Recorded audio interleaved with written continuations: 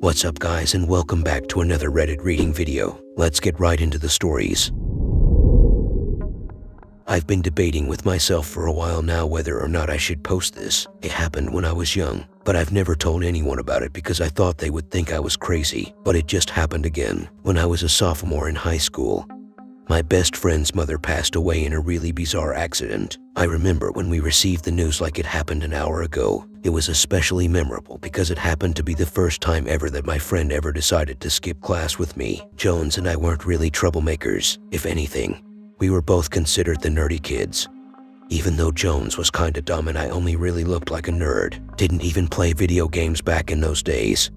Unless it was multiplayer, but you get the idea. We were nerds, a couple of goody two-shoes. We went to this red brick school in the south that was kind of run down and relatively small. Every day, halfway through the day, we had a block class where we sat and worked on homework from other classes or asked the teacher for help with things we generally didn't understand. Sometimes we watched the news, but that was pretty rare. Every other Friday, usually, Jones and I had planned to sneak away during block class one Friday while our teacher decided to play the news for us. We were pretty determined, so it was relatively easy. I asked to use the restroom, and Jones told me later when we met up that he snuck out after the lights were off. The goal of the day, to try and explore any potentially creepy areas the school might be hiding behind closed doors. I had a hall pass, so I was good. I played lookout, peeking around corners to make sure that Jones wouldn't get caught if the hall monitor was out there. Eventually, we made our way downstairs and into the basement. We knew it would be unlocked because 2 weeks prior, another kid got detention for breaking the lock to see what was down there and bragged about it. Only apparently, the lock had been fixed. Jones was really nervous about breaking it with me, but I convinced him to do it anyway. What's the worst that could happen? Some schools were getting cameras installed around this time, but ours wasn't one of them. The budget for our school was pretty sad. Nobody was around, and if we were caught downstairs, maybe we could get away with lying, telling them we found the lock that way. Of course, I realized that never would have worked now, but I was a young, dumb kid. Anyway, Jones and I made our way down there and it was sufficiently creepy. What was really odd, though, was that the light switch didn't work. Luckily, my digital watch had a little button you could press and the face would light up green. So we continued, hardly able to see. It was starting to get a little hot down there, and Jones started to complain, saying that the heat was making him itch. I told him to stop being a crybaby, and he went completely silent. I continued on, not realizing that he had stopped following me for at least a good 60 seconds. I called for him, but he didn't answer. I was getting creeped out now, but brushed it off as him probably pouting. Whatever, I told him. Be that way, crybaby. My voice was a little shaky when I said it, but I was determined not to look scared. So I went on without him until I found a door. Next to the door, there was a stack of blank copy paper. I don't know why I remember that so vividly, but it drew my attention somehow. Maybe I thought I saw something else. I opened the door, which was pretty warm, and discovered the boiler room. It was oddly hot in there, since the boiler was no longer being used at this time. Our school had just made the switch to a furnace. Besides the boiler, there wasn't much to look at, but my kid brain still enjoyed how creepy it was. Just some old tools and a rusty cabinet, and a small sink, a couple of stools and folded chairs, a spray bottle. There was a lot of dust and spiderwebs, which made it even more interesting for my kid brain. And then I heard crying. Was it Jones? I called out his name, but he didn't answer. Then I heard a crash that scared me out of my wits. I swear I piddled a little and slammed my hip into the cabinet, then quickly dashed underneath it to hide. If it was a teacher, I really didn't want attention because my dad would beat my ass. And if it wasn't a teacher, well, that might be worse. I hid for a few minutes. The sobbing sound eventually returned while I was under there. Someone had to be down there with me. If it was Jones, why wasn't he answering? He couldn't have been that mad at me. We were always calling each other names. I was down there for what felt like forever. Jones never came back, but the crying never stopped. Finally, I got up to leave. Just as I was about to shut the door to the boiler room, I heard a female voice that sent shivers down my spine and a horrible icy feeling in my gut. What are you doing down here, young man? Came the hiss of a woman who sounded uncannily like Jane, Jones' mother. At the time, though, I thought maybe it could be a teacher, so I dashed out of there as fast as I could, hoping to avoid my face being seen. I tripped and scraped my knee, hit the light on my watch as fast as I could, and went to rush out of the basement before tripping right over Jones, who cried out in fear and pain, which scared me again. Once I calmed down, I realized that Jones was crying. He blamed it on my tripping over him, but his face was kinda red. And looking back on it, I think he had been crying before that. Was he the crying voice I'd been hearing? He must have been, and the female voice definitely had to have been a teacher. We only had one janitor and he was a male. Mystery solved. I felt much better. All the creepiness was in my head, or so I thought. Jones said he was done, that he just wanted to go back to class. Just as we agreed, the bell for next period sounded, causing us both to jump. Clearly he was as jumpy as I was, but I still had a hall pass I needed to return. And even though he was probably going to get in trouble, he agreed to walk back with me. Since we were both shaken up, I assume. So we get back to the block class and Mrs. Bell is standing there waiting for us, but she doesn't look angry, just very concerned. And her eyes are fixed on Jones, who is looking increasingly nervous by the second. We exchange a look before approaching her, and she approaches us as well, dropping to her knees and dramatically taking Jones' hands in hers. I remember her exact words. "Honey," she said to Jones, "I'm afraid I have to send you home for the day. Your father is waiting in the principal's office to come and collect you," she told him, giving his hands a squeeze before standing back up. "If you need to talk, I'm always here."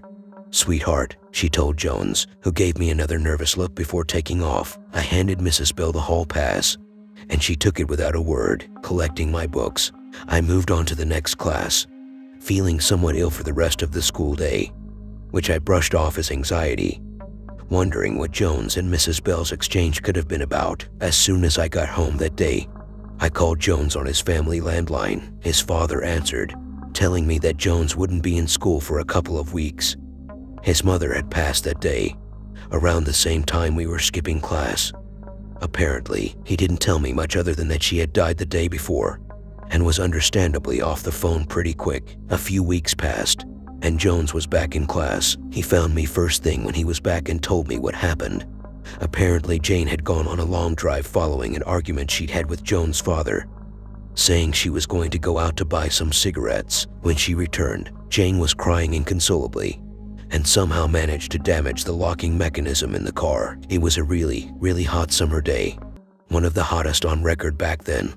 So, with all her inconsolable crying and heavy breathing, and the sun beating through the windows, she died of a heat stroke. After telling me this, he hardly spoke to me from then on. He was like a changed person. He began dressing in black and hanging out with the goth kids. We still talked occasionally, but drifted apart a bit over the high school years. I always wondered why the hell his father thought it was a good idea to tell him what happened. I always thought that the story was pretty weird, but never pried. Like, why didn't his father break the window or something? It just sounded so odd. Did her car not have any working AC? Fast forward to grad night. Jones and I hook up momentarily, wanting to stay in contact, despite drifting apart. So we exchanged information and went our separate ways. I never forgot about this weird situation, though. Fast forward even further. I'm 30 years old now, haven't spoken to Jones in a year or two, but we've kept contact and I still have his information. I have a boyfriend and he and I got into a serious fight one morning before I left for work. I'm embarrassed to admit that it left me in tears, and I decided to call in sick for the day and take a detour instead to sort out my thoughts. Went to buy myself a pack of Marlboro Reds. They've always been my favorite. Had myself a smoke, then drove to the park. It was a weekday, and our town is relatively small, so I happened to be alone at the park that day. It was raining pretty hard, but as I smoked my cigarette, my window was cracked. I started to feel really hot. Was I getting sick or something? I tried to open the car door to get out and breathe, but the door wasn't opening for some reason. It couldn't have been the locks, because they were working just fine, but I could not get that fucking door open, even though the window was cracked. I kinda started to panic a little and called my boyfriend on my cell. I told him what was going on, and he told me he was getting an Uber to come over to me and break me out. I started looking through the glove box, not really certain what I expected to find, but was hoping to find something to smash the windows with. I wasn't even thinking at the time about how oddly parallel this story seemed to be running to Jane's. Someone tapped on the window, scaring the shit out of me. When I looked, I did a double take. It was Jane, and she looked completely fine, albeit a little older. What the fuck? My jaw literally dropped. and she laughed at me, motioning to roll down the window all the way. So I did. Weird, because the window hadn't worked just moments before. I waited for her to speak. "Boy, I'm surprised to see you here. What are you doing all the way out in this neck of the woods?" she asked, as though nothing were out of place but me. I didn't even know what to say. I just kinda stuttered gibberish until she spoke again. She said my name. "It's been nice catching up. Shane," she told me, then walked away as though nothing had happened. When my boyfriend showed up, he just pulled on the handle and it opened. And he thought I was losing it because of that, which discouraged me from telling him what happened. I did not imagine that. I wasn't drunk. I wasn't drugged. She was there, definitely. First, I Googled her, nothing beyond her obituary. Then, after a long debate with myself, I called my friend and was met with a slew of curses and fuck yous in response to the story. Jones didn't believe me at all. He called me an asshole and told me he would change his number. No calls back. I didn't call him back because I felt really bad. What the fuck did I just experience? I only have two theories of my own. The first is that maybe Jane was trying to disappear for some reason and her husband helped her to do it. And the other theory is paranormal. So I'm kinda leaning toward the first, as I've never believed in the paranormal. But even with the first theory, there are still things I don't feel are explainable by that. The cat of my dreams. I stroked the purring black cat and tried to radiate calming vibes. I couldn't believe she had finally come to trust me enough to allow me close to her, to pat her. At least, her golden eyes shone with a warm light, and she leant into my hand, rubbing her face on it on all sides. I couldn't help grinning, pleasure radiating from my heart. Someone rapped loudly on the door, shocking both the cat and myself. It shot away into hiding, and I spun around in surprise. That was when I woke up. As the light hit my eyes, I realized, in dismay, that I'd left the lights on again while I slept, which meant that I had probably been drinking last night. The headache sank in, confirming my suspicions. I had a bad habit of not switching the lights off whenever I got tipsy and fell asleep. I rubbed my eyes, trying to swipe out the fog in my head. The memory of the cat made me sigh. I wish the dream had gone on a little longer. Things had been kind of shit, and it was one of the few good experiences I had had recently. I forced myself out of bed and headed straight to the kitchen for some much-needed coffee to douse the headache. As I waited for the coffee to cool to a reasonable temperature, I checked my phone for any work messages. My phone unlocked, and my mouth unhinged as the wallpaper appeared. The black cat, the same one in my dream, was somehow on my phone as my wallpaper. My brain blanked. I rubbed my eyes again. Was I still drunk? I swiped through the pages of apps on my phone, and the black cat stayed resolutely in the background, staring at me with its beautiful golden eyes. Did I take a photo of a black cat while I was drinking? Maybe I had somehow run across one. That would explain my dream. It was probably just a regurgitation of my memories, but I didn't leave my house at all. I was pretty sure. I checked the main door. It was locked shut. I looked around and saw the empty bottle on the table. Fine, empty bottles. It was a tough night. Did I black out and somehow go for a walk in my drunken state, then come back and lock the doors before heading to bed? A scratching sound startled me out of my befuddled musing. It came from behind the sofa. I crept towards it cautiously, my heart beginning to thump. It's probably nothing, or something completely mundane. My mind blanked as I tried to rationalize my fear away. I carefully rounded past the sofa and finally caught sight of what had made that noise. The culprit locked eyes with me, beautiful golden eyes. I stared in disbelief as the black cat stared at me for a moment, then resumed scratching at the back of the sofa. What on earth? I blurted out. The cat stared at me again, then meowed. Did I kidnap a cat? Did I just bring back a cat from the streets? How drunk was I? I had been drunk many a time before, but never had I done something that ridiculous. Bringing a stray cat home, taking its picture, making it my wallpaper, and not remembering a thing. The cat regarded me again, looked at the sofa, then seemed to make up her mind. She disengaged her claws from the fabric and walked towards me, rubbing herself on my calves. A text message popped up on my phone with the familiar chime. It was Ginny, probably texting me about some Monday blues complaints. I didn't bother to read through her long message. The few words I saw had confirmed that it was a rant about work. I texted her,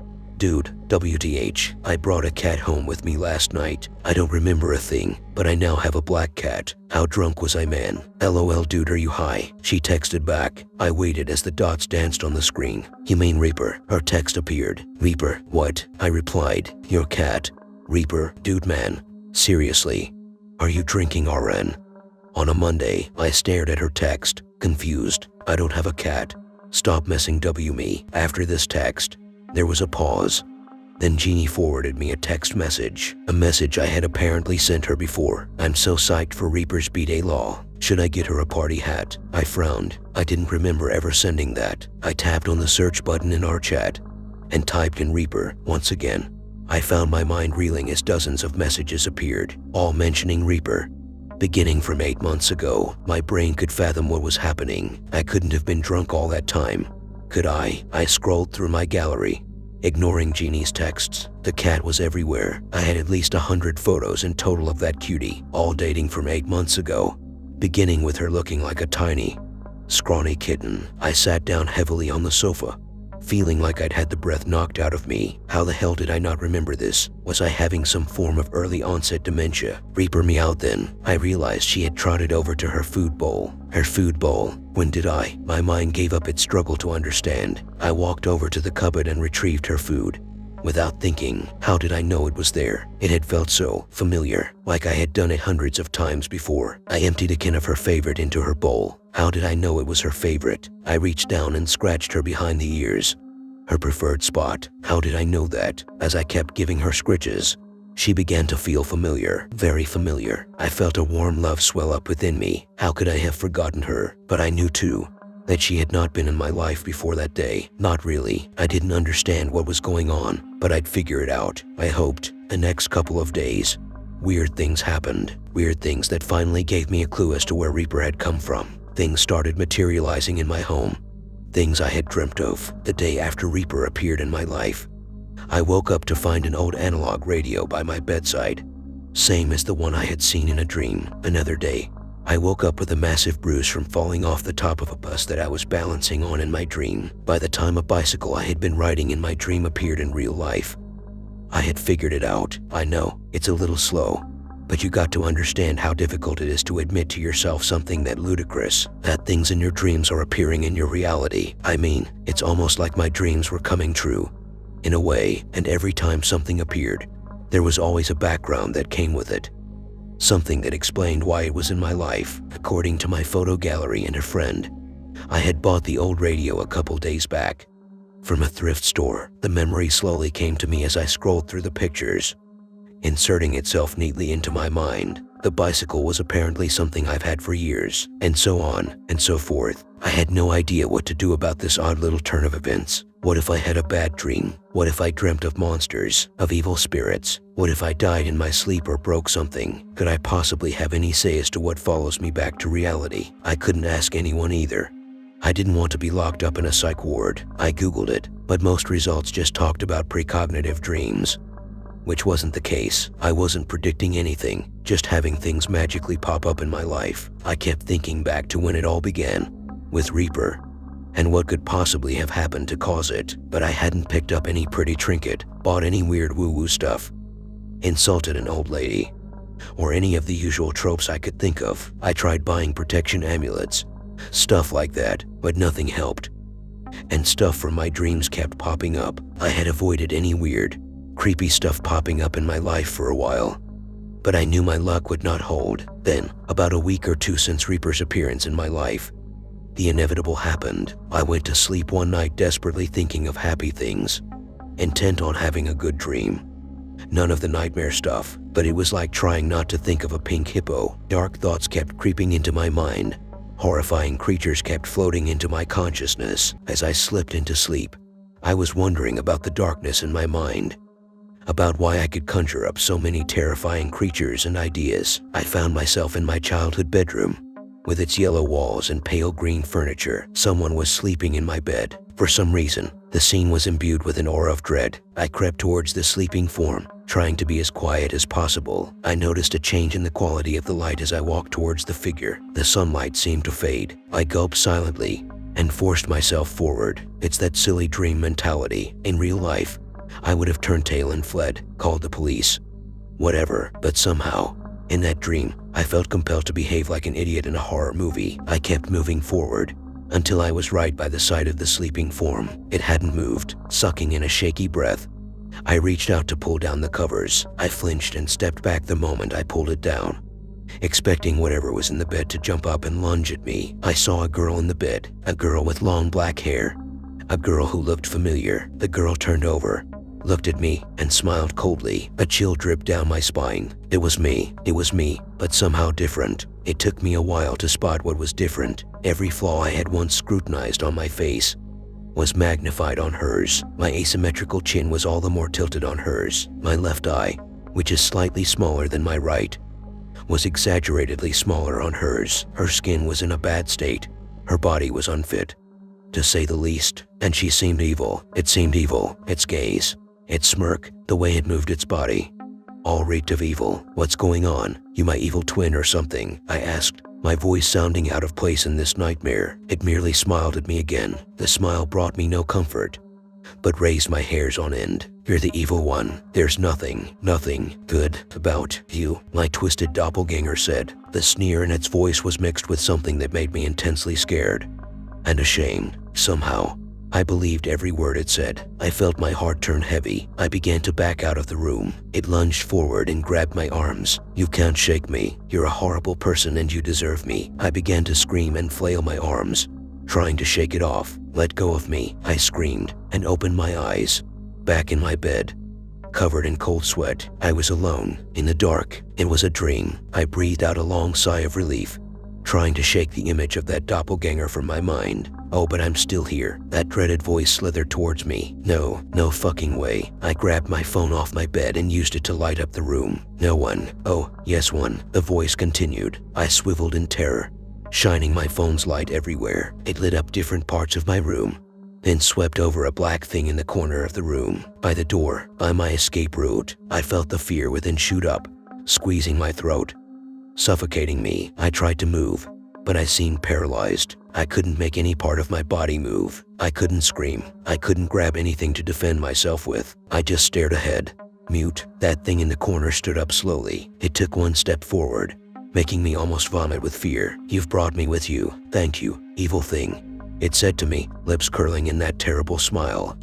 It took another step forward. I tried to shrink back, but couldn't do it. I stared at it, transfixed. It took yet another step forward, staring into my eyes with its soulless ones.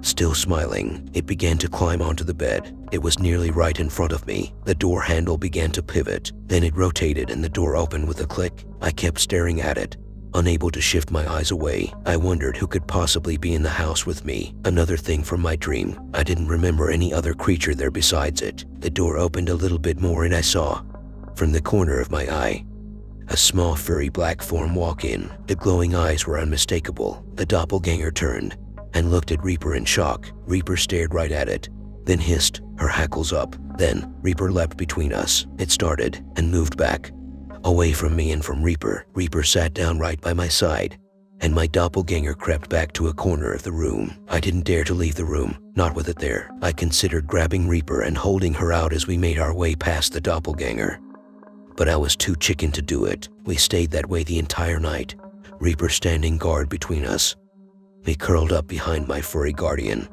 and the doppelganger by the door. When the sun streamed in from the slit between my curtains, it didn't disappear. I was beyond tired. Reaper had stayed up all night as well. I hugged her furry warm body tightly, grateful for her protection. The dopp was still there, waiting, emboldened by the sunlight. I crept towards the edge of the bed. Reaper leapt down first, before me, keeping herself between the dopp and I. The dopp shifted cautiously away, snarling. I dared not reach for the door. Reaper nudged the door with her nose, and it swung open, blocking the dopp from my view. We hastily made our way out of the room, and I hurried right toward the front door, with Reaper by my side, holding only my phone. The dopp didn't follow me out. I left the house to get as far away as possible from that thing, but Reaper didn't follow along. She stayed in the doorway and stared at me. "Go ahead, I'll stay here," her eyes seemed to say, or I was going crazy and imagining a whole ton of nonsense. I looked back at her as I walked timidly away, worried for both her and myself, but she seemed calm, nonchalant. She stayed in the doorway, grooming herself. I got in the lift and headed out. The dopp didn't follow. Reaper was keeping her indoors.